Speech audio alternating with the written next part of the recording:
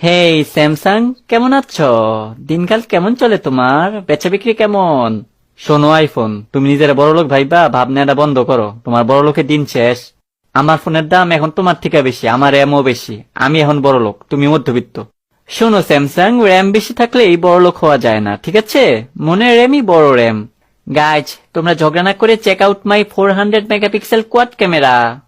Xiaomi, তোমার 400 megapixel camera লাগে কে? তুমি কি চাঁদের ছবি তোলো? আর 4টা ক্যামেরা দিয়ে কি?